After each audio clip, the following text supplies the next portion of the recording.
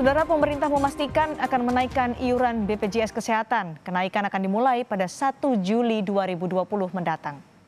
Kenaikan BPJS Kesehatan tertuang pada Perpres nomor 64 tahun 2020. Seluruh kategori peserta mandiri naik. Namun pada kenaikan ini, iuran untuk peserta mandiri kelas 3 akan mendapat subsidi dari pemerintah dan baru akan naik dimulai pada tahun 2021 mendatang.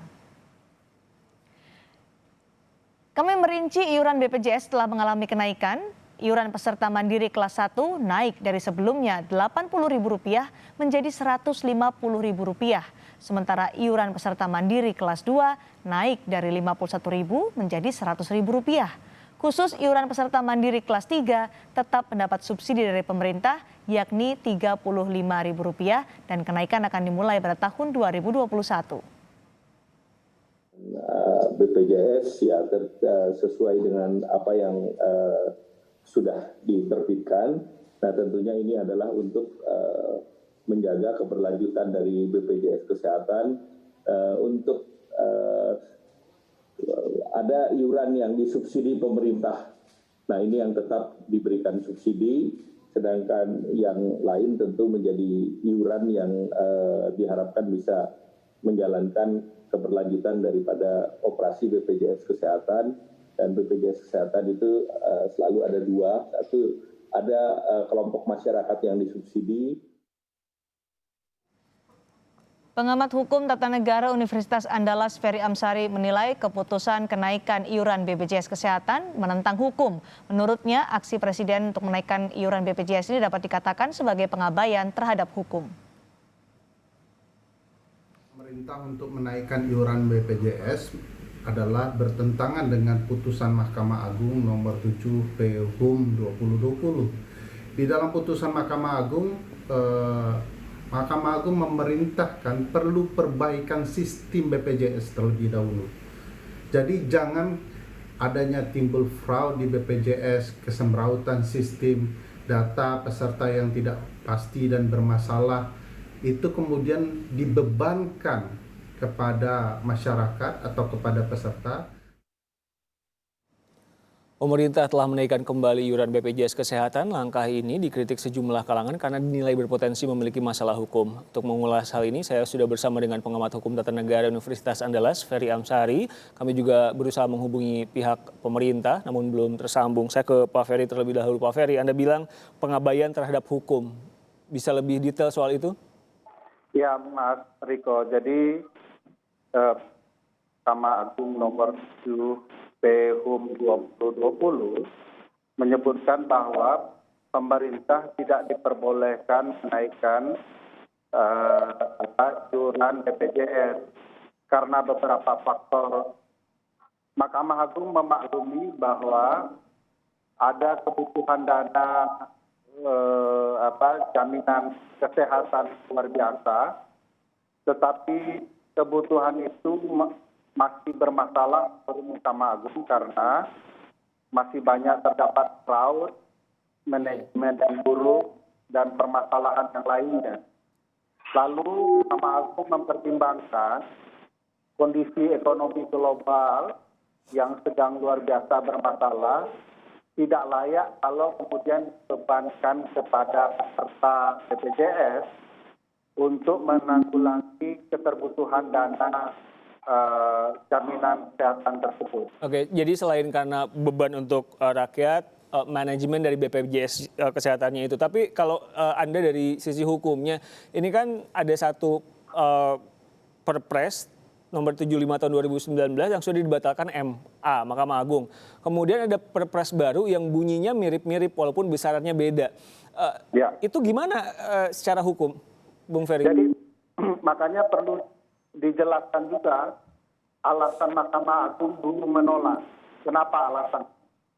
Nah, sekarang semestinya Presiden mengetahui alasnya pasti akan sama.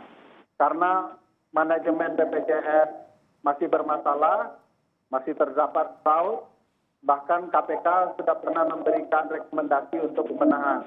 Rumah sakit bermasalah, pola manajemen bermasalah, kondisi ekonomi tambah bermasalah karena COVID-19 ya.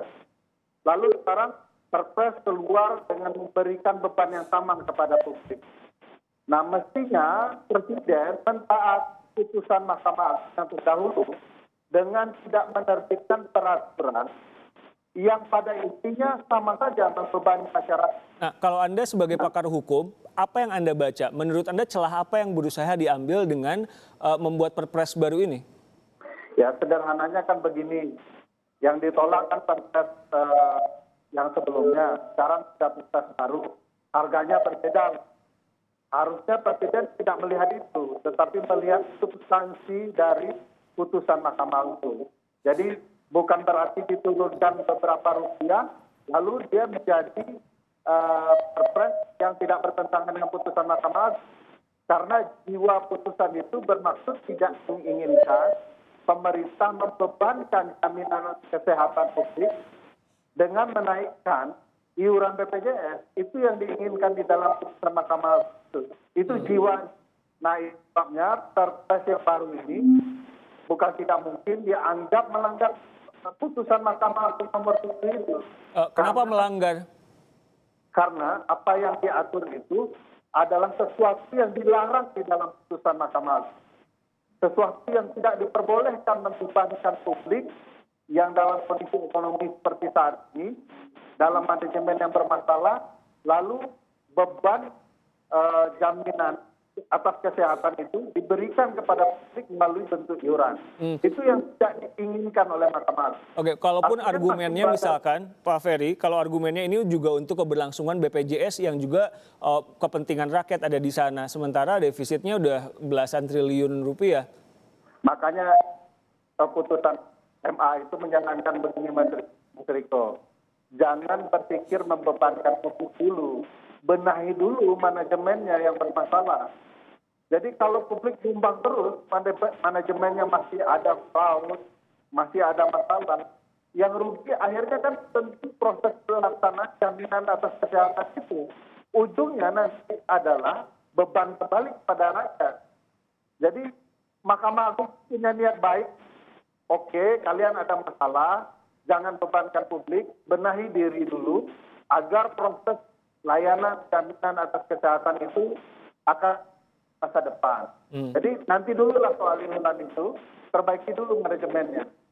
Oke, jadi Anda lebih menyoroti di situ Mahkamah Agung pun. Nah, kalau misalkan dari sisi hukum, ini kan yang dulu menggugat perpres yang dibatalkan oleh Mahkamah Agung kemungkinan besar akan menggugat lagi perpres yang baru ini soal kenaikan BPJS Kesehatan. Anda melihat putusannya akan mirip-mirip juga nggak dengan yang sebelumnya? Apa yang Anda baca? Harusnya kalau jiwa dan semangat putusan yang lama ya pasti akan mirip-mirip. Ya. Karena kan sifat putusan yang lama kan sebenarnya final and binding. Jadi mengikat, termasuk mengikat Presiden agar tidak membuat peraturan yang bertentangan dengan putusan itu.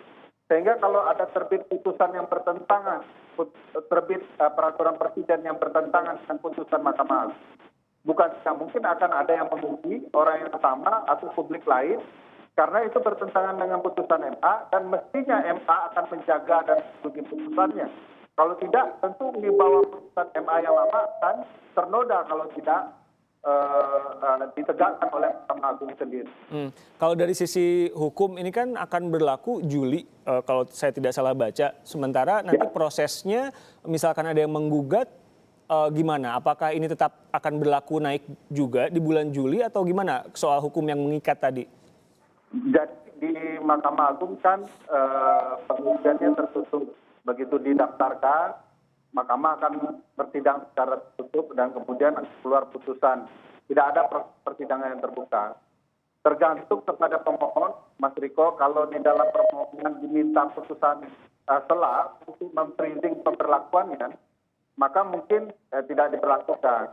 Tetapi hemat saya kalau diajukan sekarang, kan masih cukup waktu untuk Mahkamah memutus sebelum diberlakukan. Misalkan saya ingin lebih tahu soal misalkan nanti ketika naik kan warga tetap harus membayar dengan tarif yang baru. Kemudian ketika dibatalkan itu akan balik lagi ke warga uangnya. Kalau secara aturan gimana sih?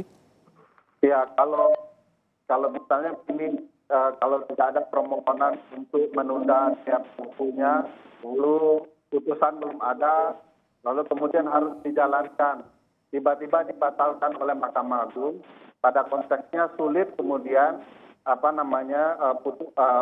uang itu dikembalikan karena penarikannya sesuai dengan undang-undang yang berlaku ketika itu. Jadi tentu publik akan dirugikan karena substansinya tidak sesuai dengan undang-undang yang lebih tinggi, tapi uang mereka tidak bisa kembali. Oke, Anda jelas mengatakan keberatan, tapi saya ingin lebih banyak tahu isi pikiran Anda. Apa yang Anda pikirkan ketika mengetahui BPJS Kesehatan ini akan dinaikkan saat pandemi COVID-19? Saya heran saja ya, apa konsentrasinya berupaya membebankan publik. Padahal dalam putusan Mahkamah Agung itu eksplisit jelas, Mas Riko, di halaman 65 ya, menjelaskan bahwa jangan beban publik dalam kondisi ekonomi global. Itu sebelum COVID heboh ya. Nah sekarang COVID sedang heboh, ekonomi orang sedang morat-marit. Bagi saya ini putusan Presiden mengeluarkan peraturan ini tidak populis dan tentu ini akan menjadi bumerang bagi Presiden, tidak hanya di mata publik, bisa jadi bagi lawan politiknya yang melihat ini pelanggaran serius, seorang Presiden mengabaikan putusan Mahkamah Agung, mestinya Presiden memberikan contoh sebagai warga negara yang baik mentaati putusan Mahkamah Agung. Pak Ferry, walaupun ada subsidi bagi yang kelas 3, sementara kelas 1, kelas 2-nya ini kan semacam subsidi silang, bisa dikatakan seperti itu untuk kelangsungan warga yang tidak mampu dibantu oleh yang mampu dan lain-lain. Bagaimana Anda melihat bahwa BPJS Kesehatan ini juga perlu untuk diselamatkan karena defisitnya tadi? Iya, Mahkamah Agung kan berpikir yang sama, Mas Riko, bahwa BPJS itu adalah layanan konstitusional, publik berhak mendapatkan jaminan atas kesehatan, tapi inti masalahnya bukan menambah beban kepada publik. Karena yang dilihat Mahkamah Agung lebih dari itu, uang itu sebenarnya sudah sangat banyak, cuman manajemennya saja yang bermasalah. Hari ini Mas Riko, kalau dilihat rekomendasi KPK, KPK jelas mengatakan bahwa ada masalah serius dalam manajemen BPJS di rumah sakit. Rumah sakit diminta untuk berubah agar kemudian beban anggaran BPJS itu tidak keluar berlebihan, tetapi sesuai dengan kebutuhan warga. Kalau ada masalah di manajemen, apakah pemerintah tidak menangkap itu atau gimana menurut Anda? Menurut saya tidak mematuhi apa yang dimaksud di dalam putusan Mahkamah Agung ya, karena pemerintah coba mencari solusi cepat saja, yaitu dengan menaikkan iuran, tanpa berupaya membenahi manajemen tadi. Ini kan lari dari substansi masalah ya, dengan hanya berpikir instan, kalau bebannya di biaya ya sudah kita orang iuran saja. Ini tidak sehat menurut saya kalau kemudian tidak betul-betul dibenahi pokok permasalahan. Oke, baik. Kita lihat nanti bagaimana, apakah ada proses hukum di depan atau memang akan naik saja begitu di bulan Juli 2020. Terima kasih Bung Ferry Amsari, pakar hukum Universitas Andalas. Kami juga sesungguhnya menghubungi pihak pemerintah, pihak istana, namun belum mendapatkan respons.